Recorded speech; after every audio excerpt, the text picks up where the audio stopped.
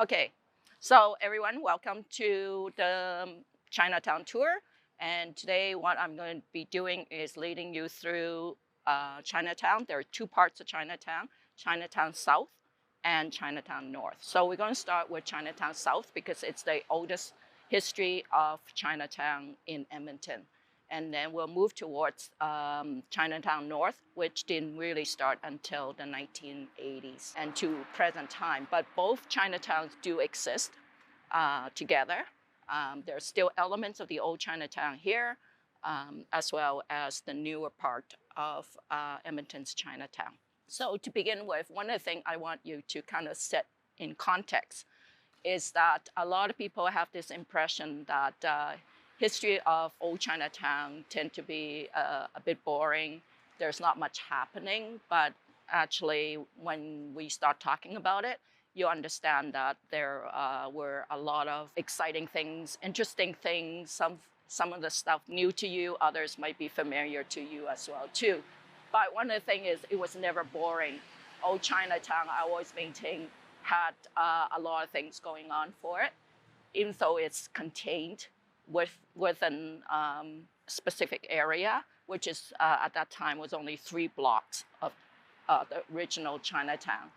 But there were things like police raids, gambling dens, and other things that kind of create a bit of ripple in the news, as well as some excitement to the rest of Edmontonians who really didn't know what was going on in Chinatown. Okay, really, let's go back to 1890 when we have the first Chinese man who stepped foot here in Edmonton. So basically, he and his brother, there's Cheng Ji and Cheng Yang, they step off the stagecoach from Calgary in front of the Alberta Hotel. As you can see, that's where they got off. Jasper Avenue, 97th Street. And I always say they rode into town, just like the good old Western films. They rode into town. They started a laundry business here. And the laundry business, in fact, is about here, where the Shaw Conference Center is, and probably where we're just standing right now. It was right close to the Edmonton Bulletin, and the owner of the Bulletin, Frank Oliver, wrote a lot of articles and made comments against the Chinese at that time. And I think one of the things that he said we could do without the Chinese, the Jews, and other specific groups. And then 2 years later, another Chinese man came up from Calgary, and he started the second laundry here. We believe that his name was Wing Li. And the reason why there were Chinese men coming up from Calgary was they were escaping from racist acts down there. There was a breakout of smallpox. The Chinese were blamed for the one who spread the smallpox. And so to escape from that, they came north to Edmonton. By 1899, there were 13 Chinese men here in Edmonton, and we had 2 laundries and 1 restaurant. This quickly increased in 1911. So about a dozen years later, we had 154 Chinese, and there were 150 men and 4 women at that time.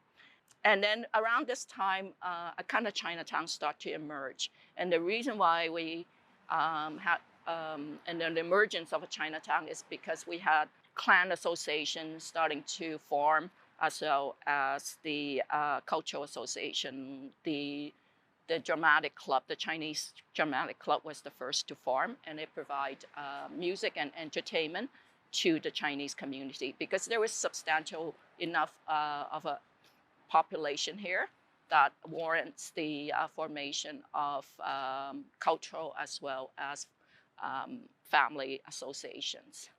And then there were more businesses that started here by 1911. And then in 1921, again, a decade later, it increased dramatically the Chinese population to 518. It's still predominantly men, very few Chinese women.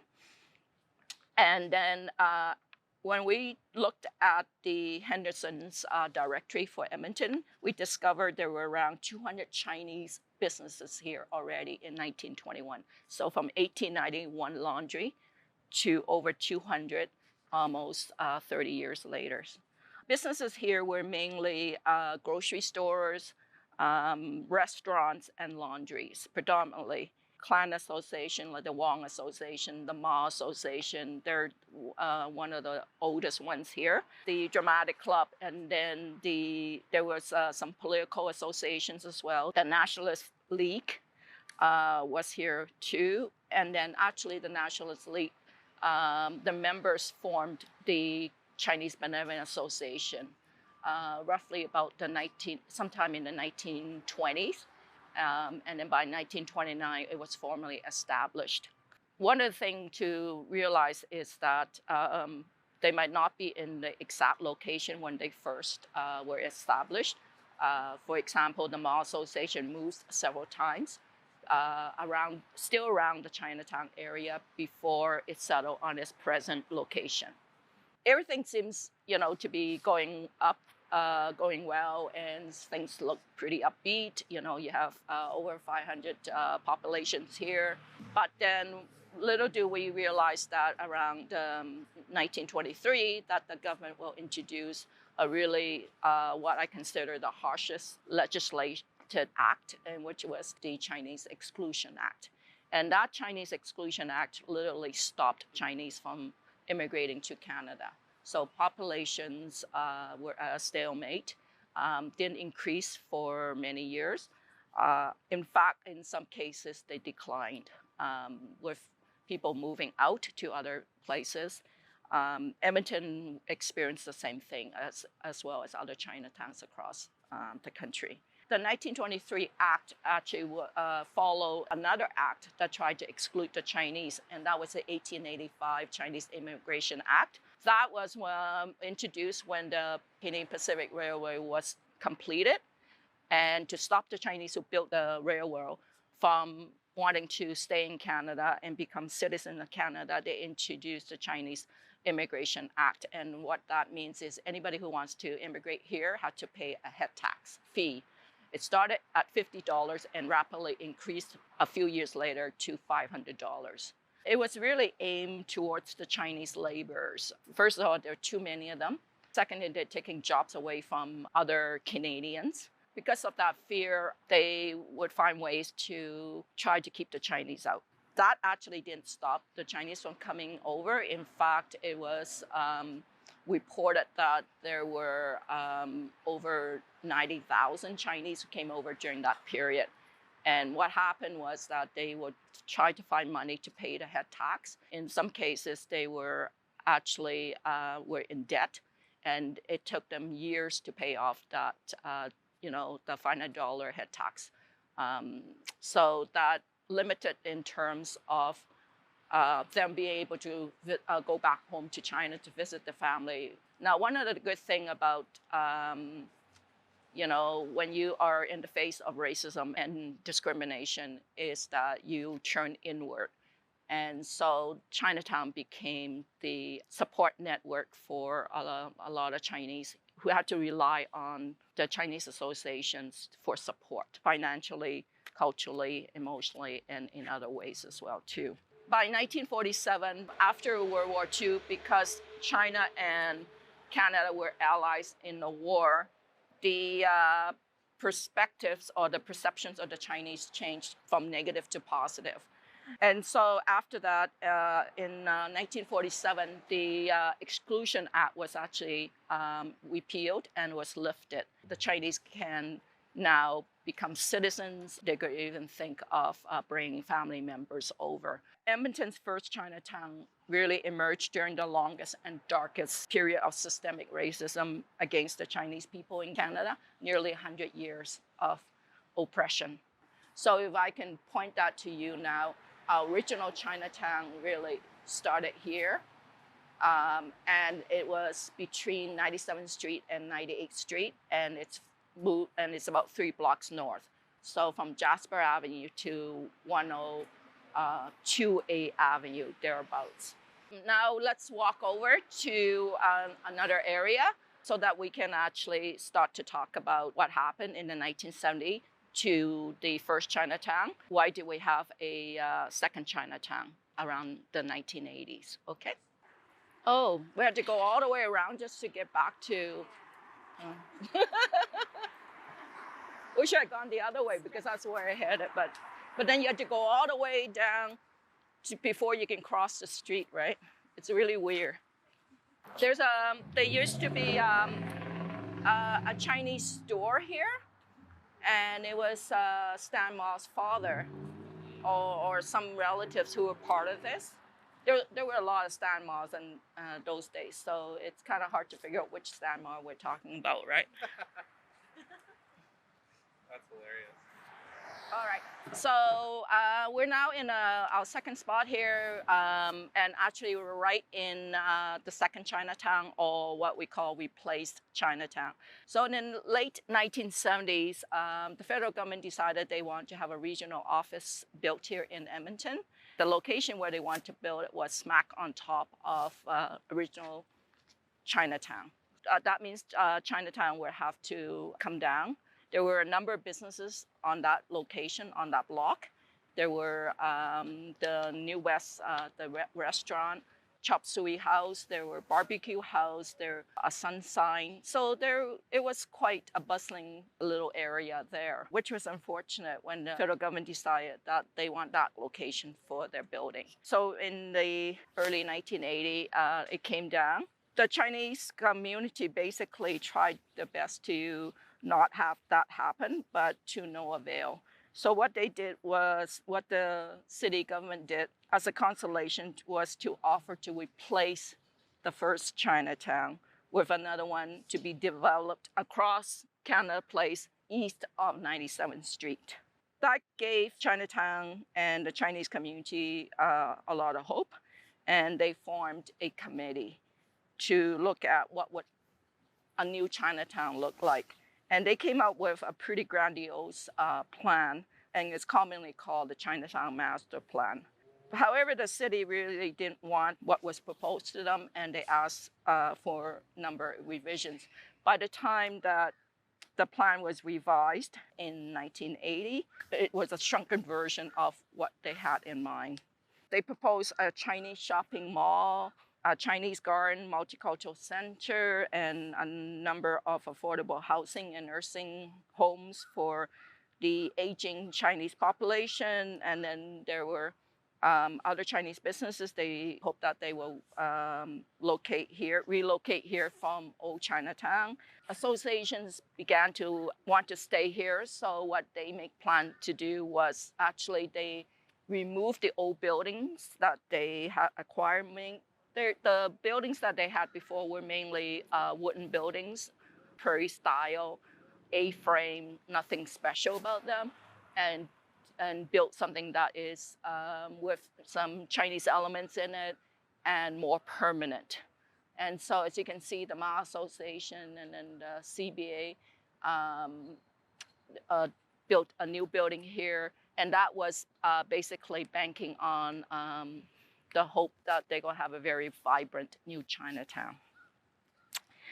The other thing they were hoping to do was that there would be a ceremonial plaza in the intersection of 96th Street and 102 Avenue, and then a Chinese archway. The sad thing was that the dream was only partially or partly realized. Many of the Chinese businesses from the original Chinatown decided not to move over here, relocate here, because at that time, property prices here start to rise, as well as rental fees were also rising.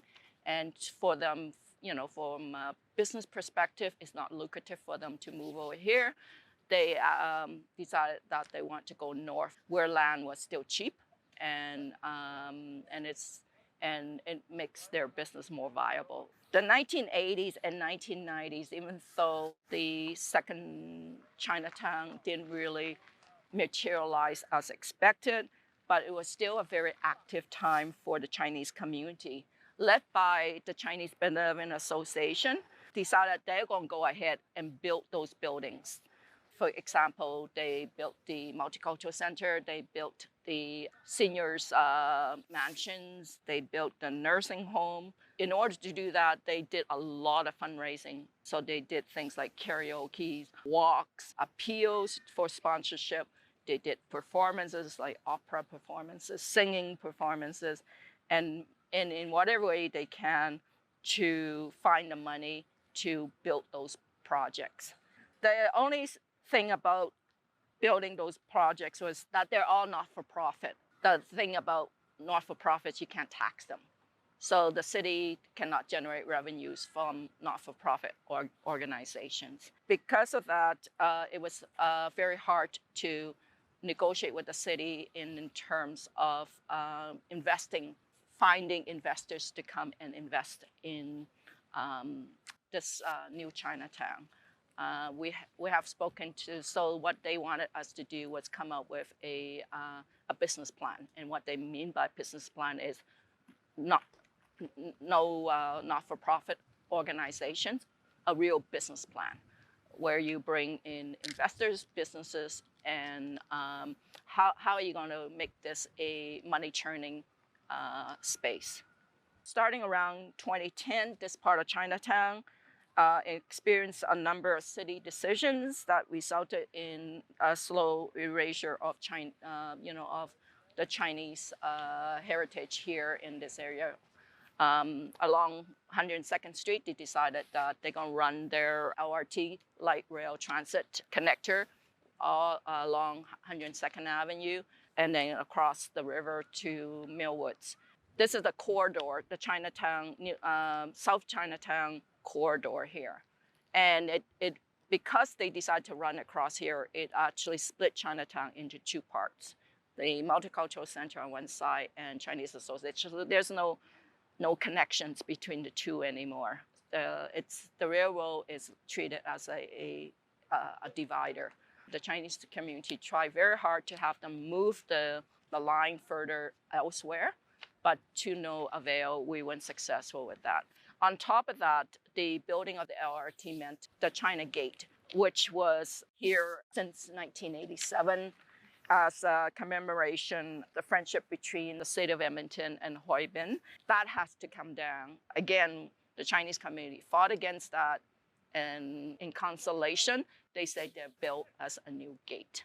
So really, when you think about it, we have a history of being consoled. And the consolation sometimes are not, don't even pan out, like the new Chinatown, replaced Chinatown master plan. If it wasn't for the Chinese community, none of that plan would have come to any fruition. But a lot of the stuff that we wanted didn't take place. The China Gate, we're still waiting for the new gate. They promised us new gate. We know we're going to get a new gate, but it's still not here yet. It was taken down in 2017, and this is 2021. It's still no gate. So really, if you're talking about Chinatown and about the history of Chinatown and about the Chinese community here, we really had a long history of tension here, where we try to keep ourselves intact, but politically, we're fighting a strong wind against political power, so that you need to balance in terms of how vocal you need to be and when you need to be vocal. So one of the things that also had recently happened that demonstrates some of the insensitivity towards the Chinese community and Chinatown was the sculpture that stood in a corner of where the elders' mansion was. The Chinese seniors who walked past there were frightened by it and disturbed by it, and so it was moved, but at the same time it does speak to have proper consultation. And then, as you can see today, we're seeing a lot of empty parking lots here. And the thing is that we do have people who own these properties, but a lot of them don't feel that it's worth their while or their money to develop this. They're rather to convert it into parking lots. It's low maintenance. It's mixed revenue for them. Edmonton really is not a city where people want to do a lot of investment here. It's particularly in the Chinatown area.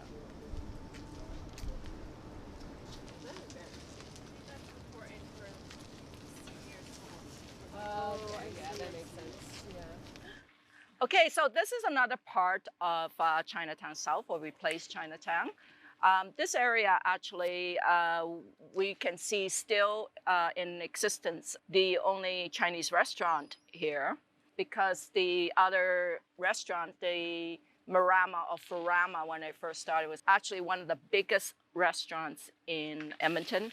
And it was reported to seat over 600 people, but unfortunately, that didn't last very long, and it stood empty for many years. In 2018, it was demolished. Now, Marama itself was in what they call China Mall, and the mall had a grocery store in there and Chinese businesses in there.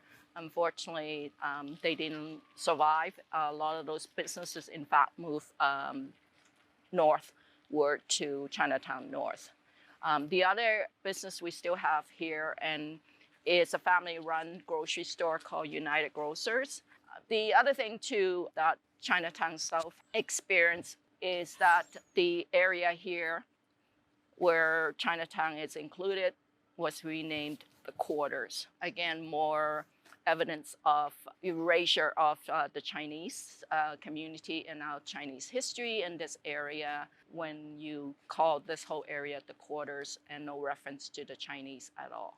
We're looking at ignorance as well too of Chinatown, lack of knowledge about the Chinese history here and about Chinatown.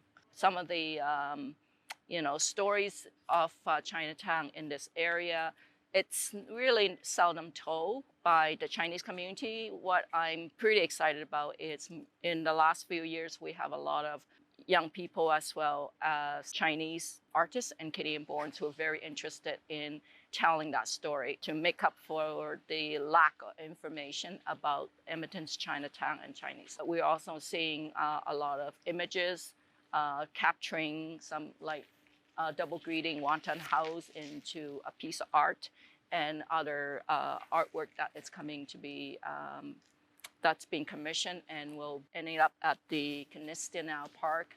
So those are the things that I'm hoping that will keep Chinatown's memory and Chinatown alive.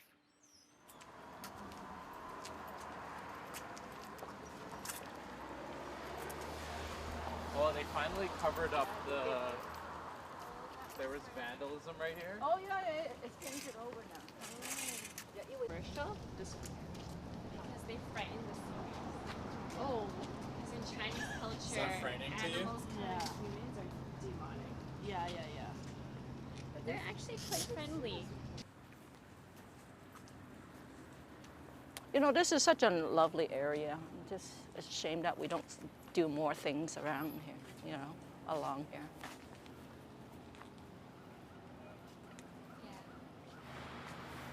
Another empty piece of land. Okay, so we just walked along from South Chinatown and northward to the Living Bridge here, and that is actually unofficially regarded as the gateway to North Chinatown. And so here we are at North Chinatown. And I mentioned North Chinatown really started around the late 1970s, 1980s. You look at North Chinatown, it looks very different from where we were before in Chinatown South. It's full of commercial businesses and other services in this area. And not all the businesses are Chinese owned. There's some businesses that are run by Vietnamese. There's an Italian bakery here.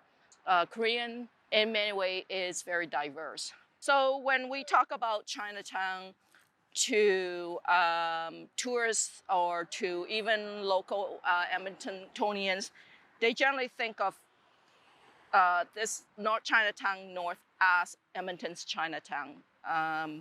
They don't really think of where we just been, Chinatown South, as part of Chinatown, which is unfortunate because the history of Chinatown is where we were before, Chinatown South. That's how Chinatown was started. In the 1980s, with the influx of the Vietnamese and Chinese Vietnamese, significantly influenced the commercial development of Chinatown. Over the years, the Chinatown North grew with the establishment of grocery stores like Lucky 97. There was Hong Kong bakeries, as well as Shanzan Bakery, Vietnamese full noodle houses and subs. We even have the Chinese newspapers. There used to be 3 Chinese newspapers that started here. A number of Chinese herbal stores. We have barbecue houses, jewelry stores, as well as some professional businesses here, like accounting business. This in itself is the business part of Chinatown, the commercial Chinatown. The Pacific Rim Mall has the only bank in this neighborhood, HSBC. And then upstairs is one of the big restaurants called Dynasty Century Palace, where people can come for dim sum. Another good dim sum place is Emperor's Palace, further north here. If you would like some traditional Chinese food, you can go to Sai Wu. Unfortunately, because of the COVID pandemic, we lost a number of the businesses here. And I think, Grace, you mentioned that there about over 30 businesses had moved out or closed down. We also, in this neighborhood here, we also have one known park, the Mary Burley Park. And it's in memory of a Black woman known as the Black Angel of Boyle Street. 26 years of lifetime as a frontline service worker.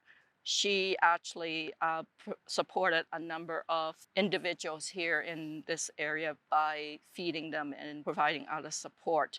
In her memory, they dedicated this park to her. It also is a place where we share space with many communities and businesses, which I mentioned before, the Italian bakery and social services like Assist Community Service Center that serve Chinese and Vietnamese newcomers, the Hope Mission, Herb Jameson and Bissell Center that service the houselessness people who call this area home. Similar to Chinatown South, several events that took place in the last decade have threatened the survival of Chinatown. First of all, the development of the ice district here, when the city decided to build a new hockey arena, has detrimental effect on Chinatown North. We're already seeing displacement of Chinese businesses moving northward, businesses that were affected by COVID-19 pandemic and the economic downturn of Alberta that has affected the city. We're also seeing businesses moving even further north on the other side of 107th Avenue there. And the reason is because property is still cheaper than Chinatown here. The other factor was the parking. Because of the ICE district development, they have restricted parking here, and that had created a lot of grief amongst the Chinese businesses when before it wasn't, there was no cost to coming to Chinatown. The other social issues like the development of 3 injection sites and the increase in houselessness also divided the community. There was a lack of support from government so that Chinatown feels like they're being neglected and they're left on their own to fend for itself.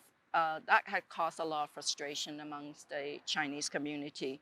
Maybe it's unintentional, but at the same time, there are a number of decisions, especially political type of decisions that have impacted the development of Chinatown North.